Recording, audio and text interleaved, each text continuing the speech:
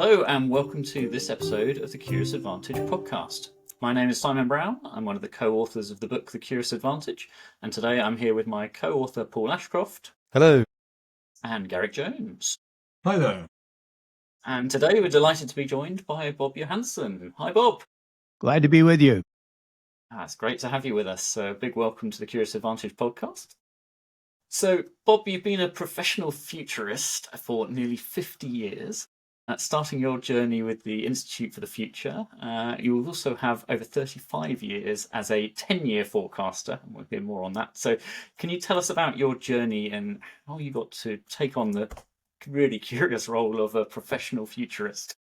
Yeah, thanks. And, curiosity, I guess, is what got me started. But at first, it was curiosity about religion and meaning and kind of what's life all about. And I ended up going to divinity school to study world religions. And while I was there, I got the chance to be a research assistant for a conference on religion and the future. And I literally got to carry the bags for the world's leading futurists. And I said, whoa. That's what I want to do. So I got a chance to kind of get my clarity of what I wanted to do really early. And then went on and did a PhD. And I was very lucky there because I was at Northwestern for my PhD, based in a sociology department, thinking I was going to be a professor of sociology of religion. And then the internet happened. And it wasn't called the internet then, it was called the ARPANET, and only defense contractors could use it. And I was one of the first social scientists to be curious about it. So that's really what directed me. And I was lucky enough to go to Silicon Valley before it was called that, and kind of grew up with Silicon Valley. So what is a futurist? So, and I guess what are the skills that one needs to become a futurist? Yeah. So to me, a futurist is someone who thinks future back. Normal people think present forward. We think future back. We're not experts in the present. And to me, the best futurists are humble futurists. And unfortunately, the norm is arrogant futurists who seem to be out to make other people feel stupid. I'm not one of those. I'm a humble futurist who thinks future back. And the point of this is to use that future back story, and it is a story, to provoke insight that leads to better decisions in the present. It's not about prediction. We're the longest running futures think tank in the world, and we actually keep track. So we're usually right. And we've been doing this since 1968. The Institute for the Future has. And 60 to 80% of our forecasted futures have actually happened, depending on your definition of happened. But that's not how you evaluate a futurist. That's how you'd evaluate a fortune teller. We don't predict, even though some people use that language. Nobody can predict the future. And, if somebody tells you they can predict the future, you shouldn't believe them, especially if they're from California. But what you can do are these stories from the future to provoke insight that leads to better decisions in the present. And that's what a futurist is.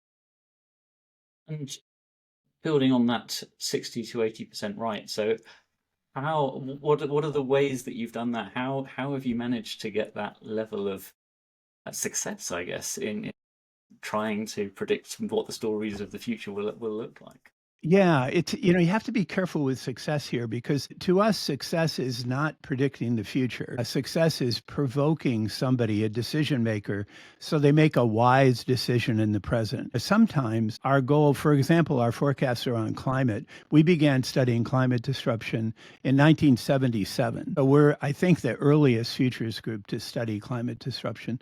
And we're an independent nonprofit. We're not an advocacy group. So we're not advocating for any particular future. We're just saying the value of thinking future back can help you make better decisions in the present. So for us, we got the forecasts around climate disruption, we got them right, but people did not make good decisions about those forecasts.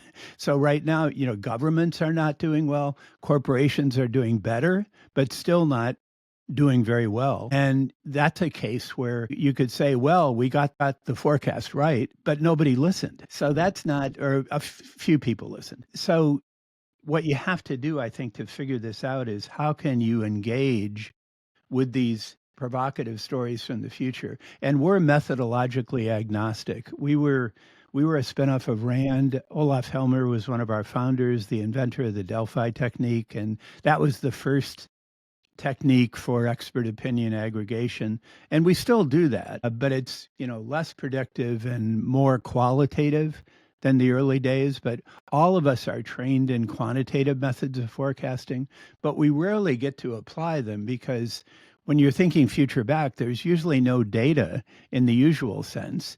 So we do look. If we're doing a 10-year forecast, we tend to look at least 50 years back. So it's like a 60-year swath of time. But we're methodologically agnostic. So we're an interdisciplinary mix of people. My grounding is in social sciences, sociology, and world religions. But we've got people with just this wild mix of academic training. Our ideal is somebody with a PhD or something, or in something, or medical degree, or some kind of what they call here in the U.S. a terminal degree in something. But then you get irreverent about your original training and you get deep knowledge in at least something else. Bob, just to click into one thing you said you were one of the earliest groups looking at climate change back in the 70s, right? So you've got a long, I guess, fortunate position to be able to look back at a long period of time and look at some of the things that have changed and happened. How do you choose where you're focusing on? So what for you then raises a weak signal into something that is worth paying attention to and starting to look further into it?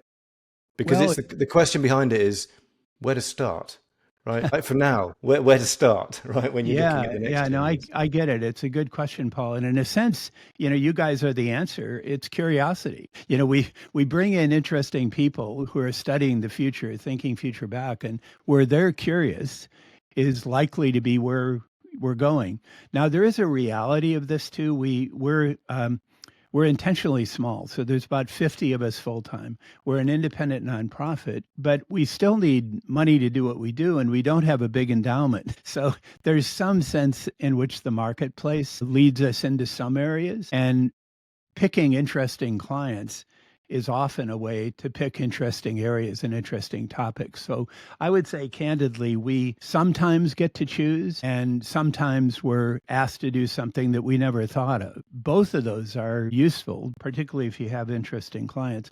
But we do an annual 10-year forecast that's a big picture look at external future forces. And we've been doing that for, 30, 35 years, something like that. So that's a place where we see those weak signals appear. And we're influenced by William Gibson's line, the future is already here. It's unevenly distributed, but it's unevenly distributed. And we track those. We call those signals, the unevenly distributed futures. And we have a database of signals globally. And oftentimes those signals, many of those come from kids. Many times those signals lead to a weak signal, which leads to a forecast, which leads to a book or a story about some aspect of it. But as I recall, I was, the original, had just joined the Institute when this first climate study was done. And that was a government agency that asked us to do it. It's fascinating to me, your process about future back, and you talk about external future forces and the way you look for signals. And there seems to be method, I have to say.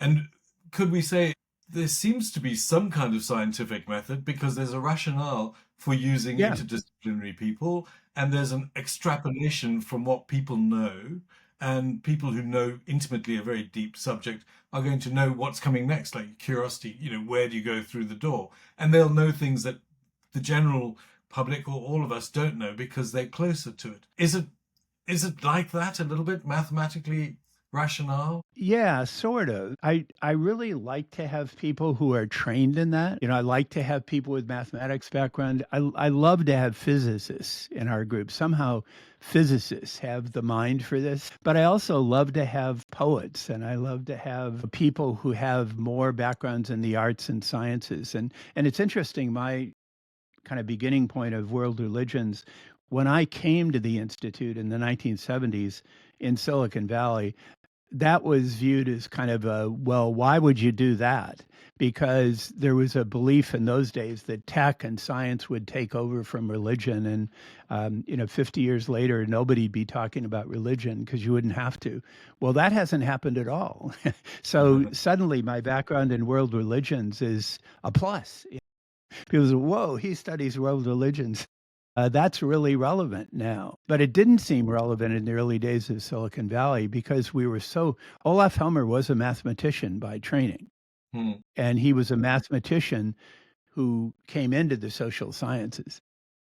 And the ability to look backwards, does that give us the ability to look forwards and into the future, do you think? I think it does. And especially if you not only think future back and tell stories future back, but then you immerse yourself in that future. And that's where scenario planning comes in and where gaming comes in. And that's why I believe that young people who grow up with video gaming, if they play the right games, they've got a competitive advantage over the rest of us because they're used to imagining future worlds and then not just reading about them or thinking about them, but playing in them. And, I'm not a military guy by background, but I was at the Army War College where the U.S. Army teaches the generals to become generals. And I just happened to be there the week before 9/11.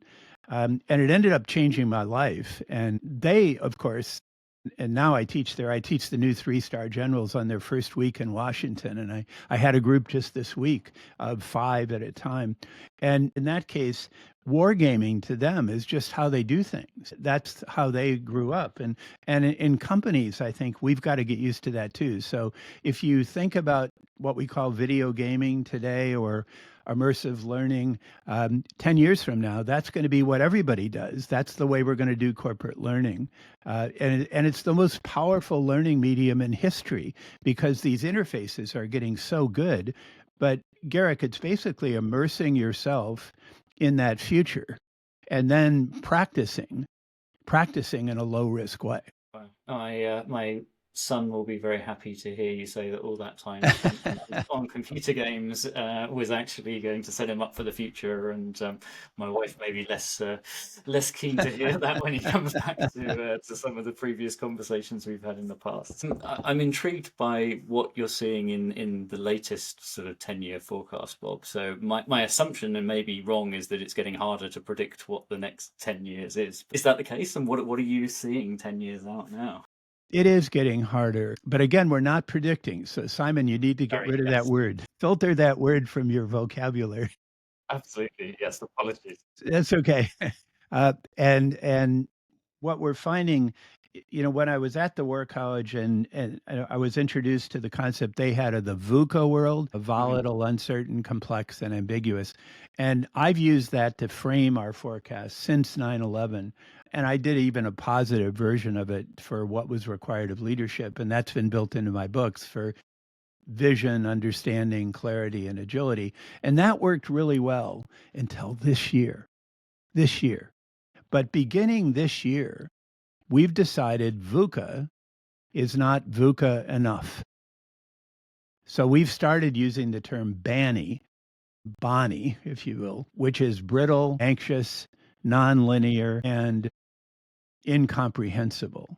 And that's a term coined by our colleague Jamé Cascio. And I'm working on a new book now with Jamé and with Angela Williams, the CEO of United Way Worldwide, who's very tuned into how the BANI world is playing out globally. And this is a term that isn't used very much in England or in the US or Western Europe, but it's used a lot in Brazil and in war zones, in parts of China, Southeast Asia, parts of India. So it's really where we're going. And if you think the incomprehensible part, what's going on now, particularly in terms of climate issues, and it's kind of nonlinear and incomprehensible, it's really not possible to understand. And even if we do the right thing, it may take years to see the impact. So it's not a linear impact. So yes, it's getting more and more difficult. But the beginning of making good decisions, the beginning is to set your expectations about the future. And BANI, we think, brittle, anxious, nonlinear, incomprehensible. If you begin with, okay, that's the way it's going to be, and then you get to, well, how can we make that better, because you don't want to give up. So we've actually flipped it now into a positive BANI, which is, in a brittle world, you have to be bendable with a kind of resilient clarity. Because in this world, you want to be very clear where you're going, very flexible how you get there. For anxious, and particularly kids now, I'm really optimistic about young people if they have hope. If they have hope. But if they don't have hope, they're at risk of depression or even suicide or joining extreme groups, or, there's real risks. So you have to be attentive, but with a kind of active empathy. And in a non-linear world, you have to be neuro-adaptable. You have to essentially teach your brains new tricks with a kind of practical improv ability. And then finally, in an incomprehensible world, you have to be inclusive, but beyond just in a DEI sense, although that's important. But you have to be thinking of what we call full spectrum thinking, the ability to think beyond the categories of the past as you explore the future, and to have as much diversity and as much curiosity as possible built into your decision-making mix. I love this, and I've heard of the term in this research before. Tell us a little bit more about BANI. Is this describing? You mentioned one around climate change. Is this describing systems, essentially global systems that are impacting us? It's describing our human experience of today. And maybe give us a couple more examples of why you're talking about a BANI world. Yeah. So it's yes to all those, Paul. And we're not beginning to experience it in the way we're going to experience it a decade now. Although, as I wake up on the West Coast now, I live on Bainbridge Island in the Puget Sound, even though I work out of Silicon Valley. As I wake up here, the storm Milton hit Florida, last night. And that's the BANI world. Those people are experiencing the BANI world, and we're, all the climate forecasts. It's happened quite a lot sooner than most experts expected, and it does appear to be linked to these climate disruptions. And yet, it's so hard for people to expect. We're in the middle of this election, and there's very little talk about climate disruption. And when you ask people about ranking of the issues, climate disruption is not on the list for either party, particularly. And it's just, as a futurist, it's just crazy, because if you're thinking future back and you're not thinking about climate, you're really in trouble, because it's just one of the big looming issues. And there's other looming issues, of course, from our forecast, like the rich-poor gap and like global terrorism. And there's other things on the list. But, as David Corton, the author, says, nobody wins on a dead planet. Nobody wins on a dead planet. And we're playing that kind of really serious game right now. So for us, BANI is an effort to reframe the conversation more realistically, given the external future forces. And, we're humble futurists, we're optimistic futurists, but you've got to begin with what are the challenges we're facing. This is not a straight line linear world. This is not a go back to usual sort of world. This is different. It's really different than what we've experienced before. And we've got to be ready. We've got to be ready. And that, that's why we focus on what are the skills you need, what's the mindset you need, what's the practices you need to thrive in this world as leaders, but also to cope in this world as individuals, to thrive as individuals. So coming back to what does that view look like in 10 years? So are we looking at superintelligence, AGI, flying cars, cloning? What are the things that are realistic in that sort of 10-year window? So let me just parse that question a bit. I think we're very lucky that what we've called AI is finally becoming practical, just as the BANI world is becoming extreme. So I think generative AI is something I'm very optimistic about, and digital media I'm very optimistic about. And we're moving beyond now traditional computing, which was, all boiled down to zeros and ones, kind of the ultimate categorization machine.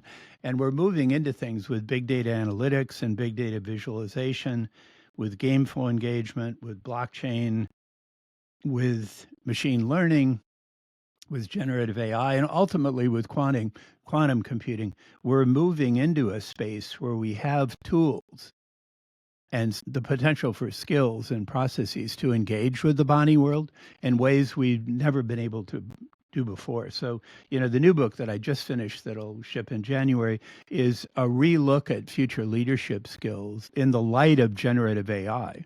And the first of those skills is what we call augmented future back curiosity. So that's why I'm thrilled to be talking to you all. We start from that, and your book is for us a very good grounding in curiosity. And what we're adding to that is the notion of augmenting, and augmenting in the sense of when you think about my basic definition of curiosity is questioning the unknown. Questioning the unknown, and I'm particularly interested in the unknowns that are hard to describe in words.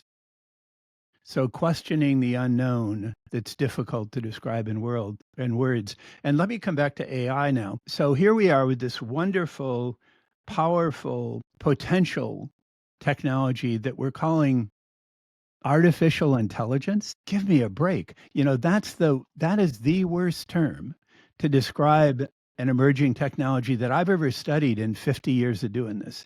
And right from the start, when it was coined in 1956, it was just a bad choice. These were brilliant people, but they made a bad choice. They could have called it augmented intelligence, and we'd be much better off. But they called it artificial intelligence. And it prompted this whole kind of span of bad stories, including the Terminator syndrome and, people being placed by computers and all that, which I'm not ignoring. That's part of the scenario we're looking at, but it's really a bad frame. So as futurists, one of our big lessons is if you get your language right, it draws you toward the future. If you get the language wrong, you fight the future. And we're really stuck with this emerging technology now that really is difficult to describe in words. And the words we have are really bad. So that's part of what we're studying in terms of leadership, but it all begins with curiosity, and it all begins with thinking future back, because if you can do that, that helps you reframe your curiosity with much more openness than if you're kind of stuck in the labels of the past and stuck in the kind of limited frame of terms like artificial intelligence. There's so many questions I want to ask you, Bob. I mean, honestly, the language is so important, and the importance of accurate language and the importance of Yes. choosing language that frames things going forward, how they can get us stuck or how they can actually open the gates to the next thing. I mean, at least one of the wonderful things about AI is prompt engineering. It forces us to ask better and better questions. The evolutionary approach of asking it questions and collaborating with AI causes us to be more and more precise about our language, which is probably will have unintended consequences. But I really wanted to go back to your book. You very kindly gave us have a look at the manuscript before we spoke. It's called Leaders Make the Future, 10 New Skills to Humanize Leadership with Generative AI. And you've talked already here on augmented future back curiosity. And so we know what you mean by future back. We know what you mean by curiosity. And I imagine the augmentation has a lot to do with the AI and augmented intelligence. Could you give us a sense of some of the other key skills that you talk about? I mean, of course, don't give it all away, but because we need to wait for the book. But what are some of the things? What are some of the other things that, as leaders, you think we're going to need to have those skills in the future? Sure. I'll give you a quick taste, and maybe what we can do for the listeners is put a list with some basic definitions in the supporting materials after this session. I'm happy to share that with you. But let me say just a quick thing, Garrick, about the term prompt engineering. To me, that's another unfortunate term, this whole notion of prompting. And I think you're right, Garrick, that this isn't just a question and answer machine. And I think the term prompts we're not going to be using that 10 years from now. It's going to seem kind of silly. And even prompt engineering is going to seem kind of silly because basically what we're having, it's not question and answers. It's not particularly good as a question and answer machine, but it's really good as a conversation assistant or a conversation amplifier. I've got a dedicated version of ChatGPT 4.0 that's customized to my writing style. So it writes like me and I use it every day. And it's all about conversations. I don't trust the answers, but I nicknamed it Stretch because for me, what it does is stretch my thinking. And that's where Gen AI is right now. It's really good at stretching your thinking. It's not very good at answer finding. I certainly wouldn't trust any answer I'd get from Stretch. And if I But it's remember, Bob, really you good at helping me think things through. conversation with Stretch once, didn't you? I have long conversations with Stretch, just about every day, but they're conversations back and forth all the time. So I think that's where we're looking. And as you think about, to get to your question, Garrick, the 10 future leadership skills, 9 of those have the word augmented in front of them. And it is, you're right, Gen AI is added. So if as a leader, if you don't have your own version of Stretch or some kind of augmentation 10 years from now, you're out of the game. You're out of the game because it's just the way we'll work. Now, there's lots of choices for how you want to be augmented. And notice I'm not calling automated, I'm saying augmented, but we've got to figure out what are the things computers do best, what are the things humans do best, and then how do we partner? So to just give a taste of the other skills, once you're kind of motivated by curiosity, the most important is what we call augmented clarity. That in a BANI world, you want to be very clear where you're going and tell that ideally in a compelling story. Very clear where you're going, but then very flexible how you get there. And then another is what we call augmented bioengaging, which is learning from the principles of nature and applying them in your leadership. There's also augmented depolarizing, which we're in such a polarized time now. And a lot of it is because the world is just too complicated for many people, and they become targets for these simplistic solutions. And, in the BANI world, simplicity is good, but simplistic is awful, and simplistic is dangerous. So you want clarity. You can't have certainty. And yet our brains want certainty. So another skill is what we call commons creating, augmented commons creating. And the Gen AI here helps you imagine all those shared values and ways of collaborating, ways of working together, and then bringing. And then we call it augmented smart mob swarming, which is really the organization of the future, the shape-shifting organization of the future. And then we end on human calming. And we're intentionally not using the word augmented there because, in Silicon Valley, we've had these terms like ubiquitous computing and even calm computing for years. And the notion here is that you have computing, which in the background, kind of ambient computing in the background does the things that you really don't want to do, that allows you to go inside yourself, that kind of inner calm. And one of the most powerful books we ran into as we were doing research for this is a book called Geek Heresy, which is Kentaro Toyama's book. Toyama-san was the first head of the Microsoft Research Lab in India. And what he realized is you can't just bring tech in to people and assume they'll use it.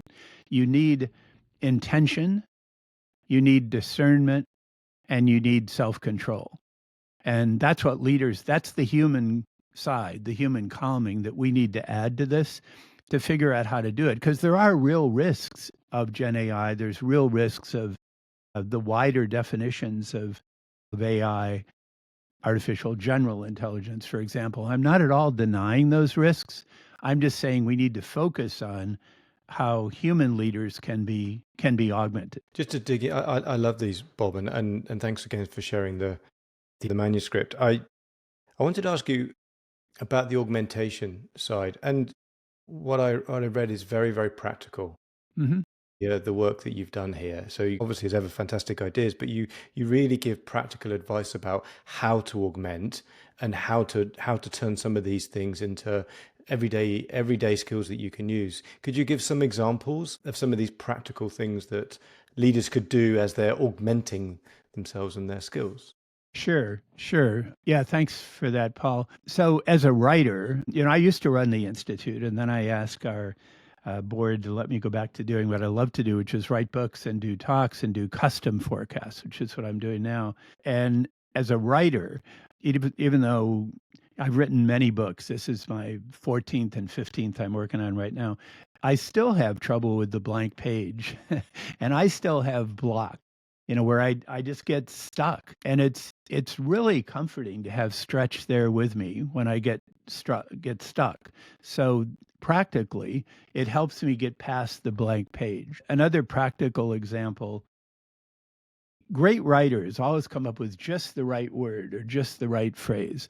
And I've always been a real believer in a thesaurus, so alternative words. Gen AI is better than any thesaurus I've ever used. It's a thesaurus on steroids. So finding the right word or the right phrase, it's great. Or finding examples of things or preparing for conversations. There's just so much more you can do to get ready. So just practically as a writer, it helps me stretch my thinking and then helps me lubricate my writing. And it's really interesting to know how to think of stretch. I've given it a name, so I am kind of humanizing, anthropomorphizing, but I know what I'm doing. I actually like that kind of spirit of engagement. And Kate Darling has a new book, the MIT researcher, about it's called New Breed, and what she's focused on is how do we treat generative AI? How do we treat AIs? And what she says is the closest analogy is how we treat our pets. That we should treat them like pets. So be respectful and be kind. So I say good morning to Stretch every day. And I talk to Stretch about how I slept last night and stuff like that. So it's very personal back and forth. If I'm sick, I ask Stretch about it. And I get good advice. I wouldn't trust it, but I get good advice just helping me think through these things. So I do think that those are practical examples. In a BANI world, we all need help. We all need help. For me, Stretch is like having a very intelligent, very well-read, very articulate, but overconfident assistant next to me who I don't trust, even though I'm really accepting. But the point of it is I never trusted for answers. I'm all thinking it for expanding my thinking, not reducing it. We're talking with Bob Johansen. Bob's been a 10-year forecaster for over 35 years and working closely with senior leaders across diverse industries. He served as president and CEO of the Institute for the Future from 1996 to 2004 and continues to serve on its board. Bob specialises in using foresight to help leaders anticipate future challenges and opportunities. He's a prolific author. He's written, co-authored 12 books. We just heard the 14th, 15th underway, so I guess maybe it's the 13th with the one that's just about finished that we've seen the manuscript for now. Some of those include Leaders Make the Future, 10 New Skills to Humanize Leadership with Gen AI, which you must check out when it becomes available in January next year. Well, maybe coming back to that forecast of 10 years from now, what are some other elements of what you're forecasting will be the case in 10 years? One of the most interesting projects we're doing right now is a project on the future of faith, or the way we're naming it, faith in the future. So there's like an intentional double meaning there. So it's the concept of faith in the future setting, but there's also faith in the future. How can you have faith in a world that's brittle, anxious, nonlinear, and incomprehensible? So what does faith look like in that world? And so we're doing a custom forecast like that. So I think that's going to become my 15th book, but I'm not sure yet. It's still taking shape. And to me, the concept of faith is a lot like clarity. And the concept of extreme belief is a lot like certainty. So if you think of world religions now, the mainstream world religions are generally declining in membership. Extreme religions are often increasing in membership, and often it's because they give people a sense of grounding, a sense of hope, a sense of answers in a world where there really aren't any answers. So it may be a kind of false certainty or a false hope or a false belief. But to me, it's so important because faith is essentially hope. And we all need hope, particularly in a BANI future. But we need hope in a form that doesn't overpromise. And I like to refer to this as the threshold of righteousness in religions. It's one thing to think you're right about life. It's quite another to think everybody else is wrong. Quite another. So what we need in this BANI future is a kind of sense of grounding, a sense of hope, a sense of shared values. We don't need extreme belief. It's very, very risky, very dangerous, I think, in many cases. So to me, that's one of the issues that comes out of this is as we move from a VUCA world to a BANI world, how do you prepare? How do you prepare for that? And I think young people, if they have hope, young people have an advantage because they grew up with gaming, they grew up with social media, they grew up with digital media. They're much more digitally literate. But many of these media have also been abused, and it's crises. So Jonathan Haidt's new book, The Anxious Generation, who's another person you should have on your podcast. But Jonathan's work does, I think, a great job of summarizing all the negative side of tech and kids. I think there's also a positive side, which is, to me, what gives me hope about this. But to come back to the question of faith, whether or not it's called that, think of it as just what's the source of hope? What's the source of hope in a BANI world? You really remind me, we had an extremely wonderful podcast, I have to say. I mean, we have the opportunity to speak to many wonderful people, but one that stood out for me was with Pame Basse. And Pame she was stepping into the role of Global Chief Learning Officer for Heights, the organization. And because she realized she was stepping into a global role and she would be working around the world and she would be traveling, she put herself onto a project, her own project, called 50 Weeks of Worship, which meant that every Sunday, wherever she was in the world, or Saturday or Friday, she would go into a new faith and a different faith and experience worship or in a completely new way for herself. And of course, she reflects on that experience, which was profound. And she reflects on what we have in common.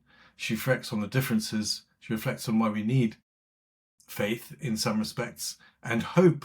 But she also talked about diversity and how powerful that was. And it was just, it really keys me into these things. You talk about the need for hope and the need in an uncertain world and how we need to be able to live with ambiguity and difference and diversity when certainty is there's no certainty about certainty.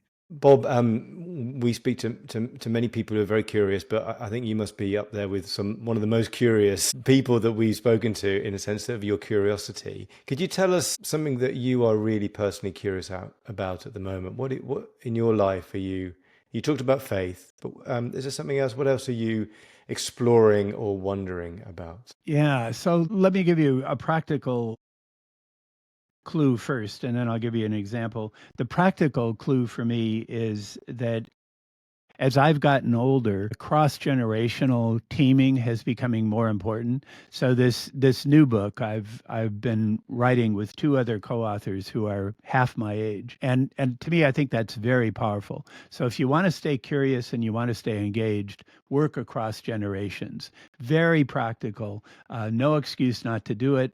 It's one of the forms of diversity which is rarely studied, and our organizations don't do well in general at matching across generations because as you advance in your careers, they tend to be cohorts that are age homogeneous instead of age diverse. And age diversity, I think, particularly in a BANI world, is particularly problematic.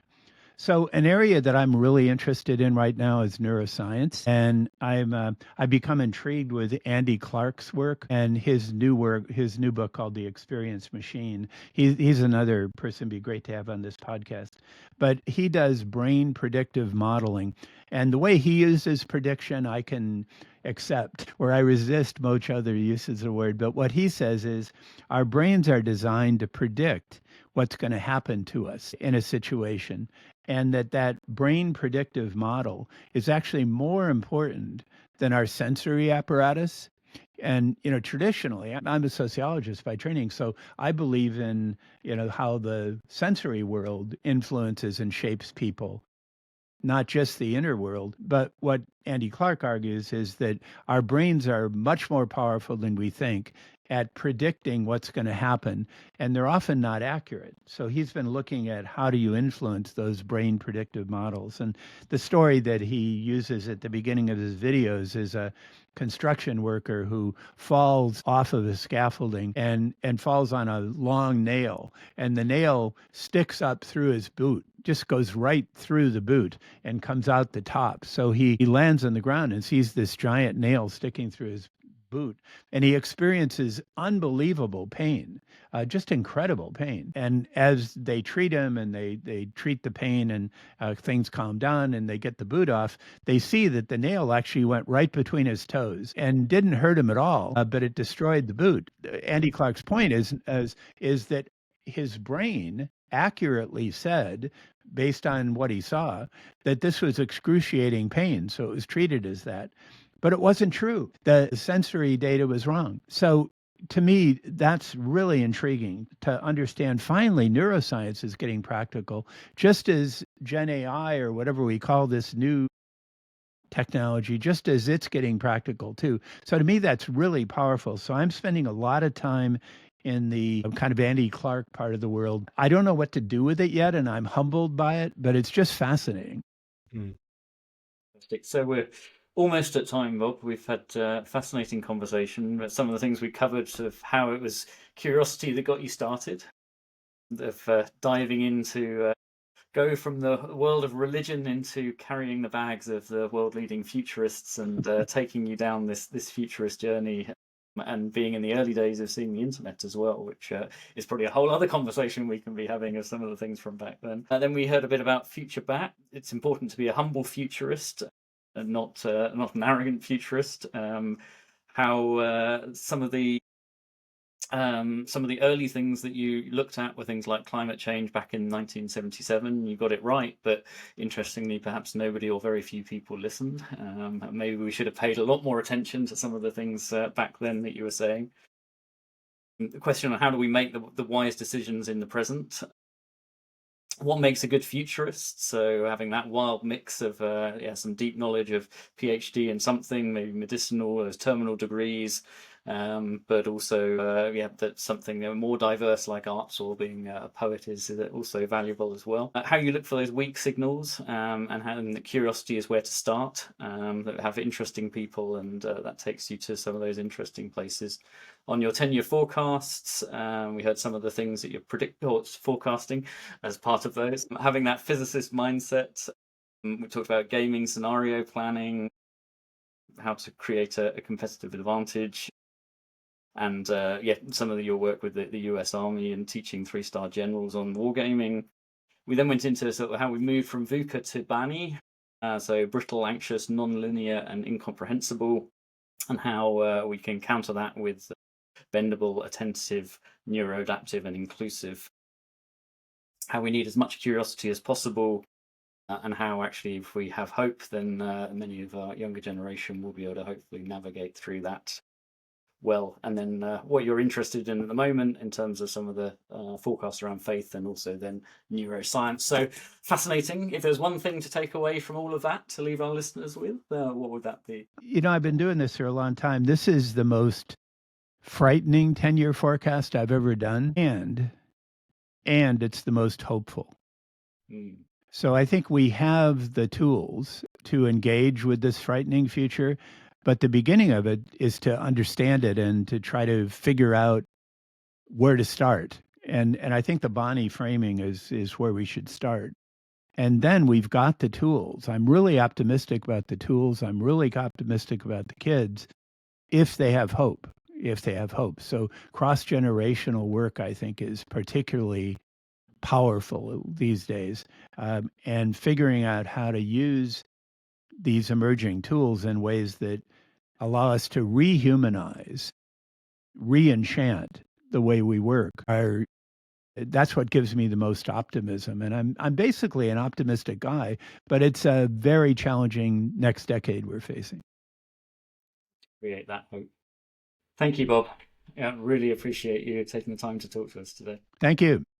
Yeah, thank you, Bob. Brilliant. You're welcome. So, you've been listening to a Curious Advantage podcast. We're always curious to hear from you. If there's something valuable or useful from this conversation, then please do write a review on your preferred channel and say why it's so.